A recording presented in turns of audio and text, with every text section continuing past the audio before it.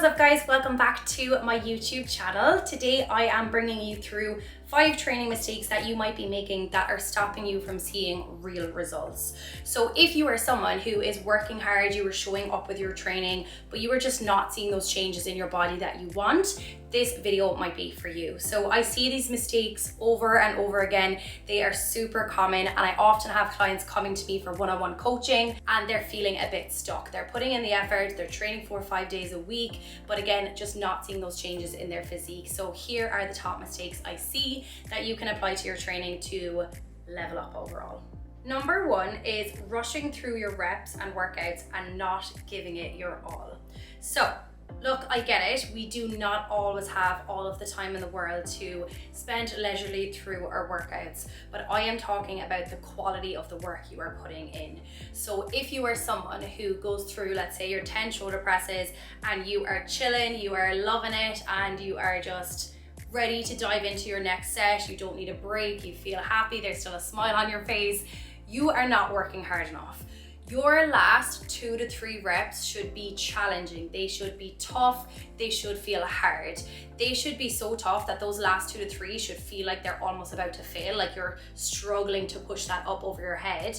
And you should be pushing so hard that you cannot wait to drop those weights down and you need that break in between your sets. And I see it all the time that people will do that option 1, they will power through their sets, no problem, and they're like, okay, I could probably do another superset here and add something else in. That's a real indicator that you are not pushing hard enough. You need to work for those breaks. Now, what I will say about the other side of this is that you need to pick a weight that is challenging enough, but you can maintain your form. So you're not picking a weight that is too heavy for you.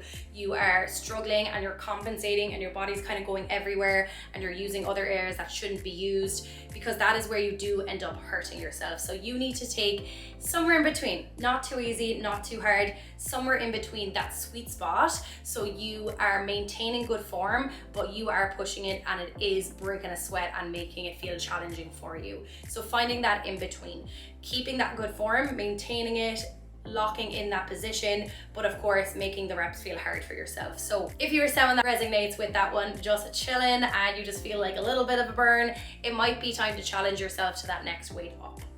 Number 2 is doing random workouts. I'm telling you, random workouts equals random results. So yes, maybe you are showing up 4 or 5 days a week in the gym, but when you go in, you're doing whatever you want. You're doing like a full body, you're doing a HIIT, you're doing YouTube class, you're just doing random workouts. You will see results with that for a little bit, but you will hit a wall and you will hit a plateau. So if you want to see real changes in your body, you need to be sticking to a structured program. If you are doing random workouts, your body isn't getting a chance to keep challenging itself, to get stronger in those workouts, because you're doing random workouts. So for example, let's say I go in on a Monday morning, I do a full upper body, I'm doing my bicep curls, then Tuesday I do a HIIT workout, Wednesday I go join a Pilates class, and so on. And then next week I come back and maybe I'll do another upper body workout, but I totally forget to do biceps, I do something else. I'm actually not giving my body a chance to get stronger in those biceps. Like the only way to keep getting better is to keep doing them. Like any skill in life, if you want to get better at cooking, you gotta keep cooking. So you need to stay on top of things to give your body a chance to challenge it. And if you are comfortable and having a lovely time, your body has no reason to change unless you are challenging it. So if you want to see real changes in your body, you need to be following a structured program, meaning you are going to be doing the same workouts week after week, but you are going to see your body getting stronger every week. So week 1, I can only lift 5 pounds. Week 2, maybe I got to 10 pounds. Maybe I stick on 10 pounds for a little bit, but then I finally break 15 pounds and I'm getting stronger and stronger. Whereas if I'm just doing random workouts every now and again, it's really hard for me to go up on those weights when I'm not giving my body a chance to get better at it. And this, as you already may know, is called progressive overload, and that is the golden tool to seeing changes in the body. Number 3, you are only doing cardio or really focusing on cardio over weight training. So this is a common one I see, because Weight loss means you burn calories. To have any weight loss goal or fat loss goal, we need to be in a calorie deficit, meaning we burn more than we consume. If we eat more, we're above that, it's not going to balance out. So we need to be burning more than we are eating, and to burn more, we need to move our body more, we need to eat less food, and one tool of that is cardio. But I see it often used incorrectly. But if you want that lean toned look, cardio is not going to do that for you. You need a foundation of muscle underneath that to let that definition pop. So getting that lean toned look is getting muscle, then decreasing the body fat enough to see that definition pop through. So cardio, of course, is a tool, but if you have no muscle to show off in the first place, you are just going to decrease body fat, lose muscle, and you're just kind of shrinking yourself, but not in that lean, healthy look that you were looking for. So yes, we need that lean muscle tissue to begin with, but another huge benefit of strength training is that it is going to burn calories for many, many hours.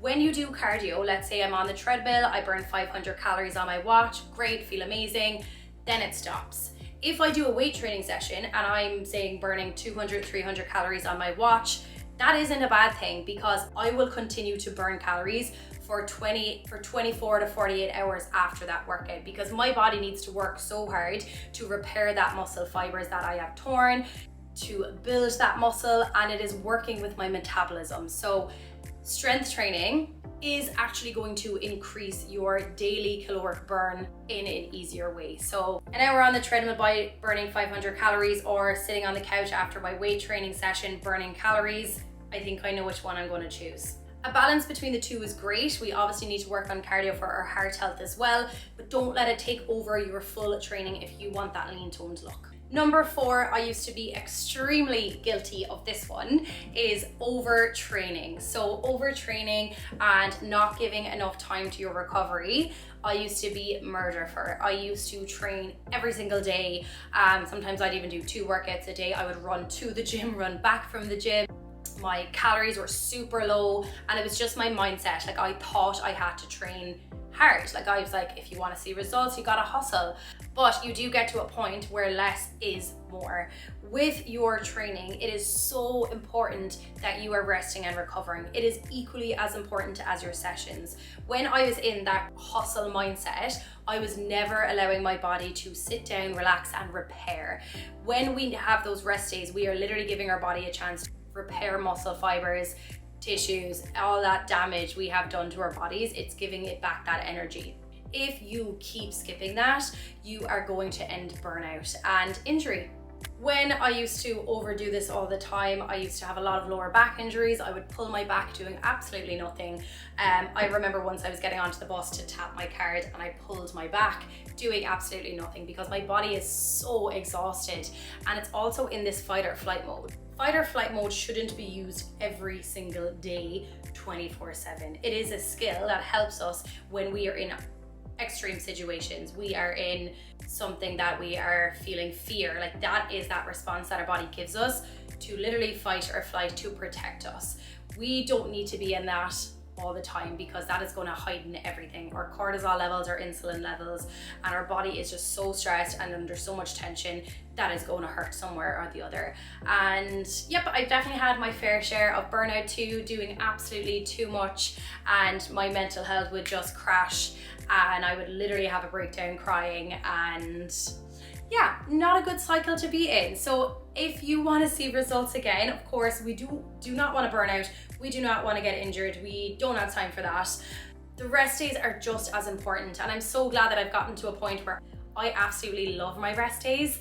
Like, being able to like sit down, relax, not do too much is a great feeling, and I always come back stronger and better than ever. So definitely something to make sure that you are implementing in your training. Okay, the last mistake is a personal favorite, and this is one that I was making for way too many years in my journey. Like, honestly, only the last few years I have really gotten better at this, and it is connecting with your body. So the mistake I see is people do not connect with their body when they're working out, and this is kind of similar to point 1 that I spoke about earlier. It's just like moving through your reps, you're rushing through it, you don't really know what you're feeling, and you need to slow down and connect with your body. So I used to be a bit of an ego lifter. Like, I would just want to go heavy and heavier and heavier. but it was not really in a safe way. I would just kind of like go through the reps, I would be going through the motions, but not even knowing where I'm feeling. Like I'm like doing hip thrusts and I'm like, I don't even think I feel my glutes right now. And you're kind of just wasting your time with that. Like, it's about working smarter, not harder. Like, if I kept doing that, it's going to take me a lot longer to get to the destination I want to get to. Whereas if I slow down, tempo was a huge one for me. Like really slowing down my reps. Honestly, closing your eyes, connecting to your body, feeling where you want to feel is absolutely essential. If you want to work your glutes and you're not feeling them, you need to feel the areas you want to connect with. So I highly, highly recommend stripping back a bit of weight, slowing down your tempo, like really going through the movements nice and slowly, engaging your core, feeling the muscles, creating tension in your body. And that is what's going to really connect you to your lifts, and you're going to feel everything a million times more. And honestly, this is something I still have to check in with myself every now and again. If I'm going through in a movement and I'm upping the weights and I'm like, okay, I'm actually not really feeling that as deep as I used to, I'll bring it back a little bit and just like reset myself. So yeah, enough of the ego lifting really, just bring it back and heighten the exercise for yourself so that you are getting more out of your lift. So you're showing up in the gym, you're still spending your time there. Let's say you do 45 minutes to an hour. If you implement these 5 habits, you are going to push your body to the next level. So still the same amount of time showing up for ourselves, but now we are moving with intention. We are giving our body that time to rest and recover. We are following that structure. We know how to push that physique to the next level. So yeah, I really hope that these tips and tricks helped you today, and I hope that you can go and apply some of these to your workout and feel absolutely amazing. And just remember as well, my last tip of the day is patience is a virtue. I know when we go to the gym, we've gone for a few weeks, we are like getting a bit impatient, we want to see those results, but I promise you with time they will come. You've got to keep it up, and that's the difference between you and the people who give up. People will always try to stick out their fitness journey, they'll last for a month and they'll be like, what's the point, it's not working, it's too hard. Stay with it, and that's going to be the difference between you and that person. Okay, but thank you very much for joining in today. I am definitely going to keep some more of these fit tips and tricks coming for you to help you soar in all areas of your fitness. So thank you very much. Make sure to like, subscribe, all the good things, and I'll talk to you guys again soon.